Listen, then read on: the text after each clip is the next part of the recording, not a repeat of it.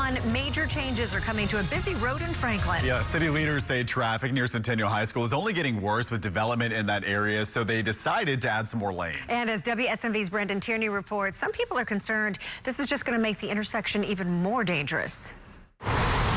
Every car that passes Centennial High School quickly hits a line of traffic at Liberty Pike, where people like Salute have to keep their head on a swivel walking to work. Not sure if people are going to stop or they're running their red lights. She's concerned the intersection will get a lot more dangerous after the city approved a plan this week to have 5 lanes in every direction. They need to do a little bit better with the intersection for sure. Franklin leaders first wanted to add large roundabouts here like the Korean Veterans Boulevard one in Nashville, but found out there wasn't enough land here to handle that many cars. So instead, they decided just to add more lanes to this traffic light. I think that is really a size that you see more at interstate interchanges. Ned Denenberg with Bike Walk Franklin says the intersection will be really hard to cross without a car.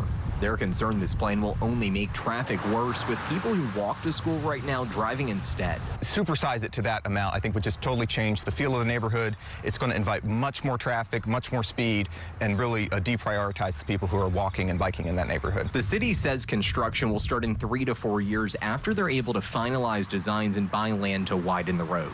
But Ned and people who walk near the school are hoping they'll change the plan to keep people safe. And just really increases the number of conflict points and the risk of there being a car hitting someone. Saying there are more important things than avoiding backups at rush hour. In Franklin, Brendan Tierney, WSMV4.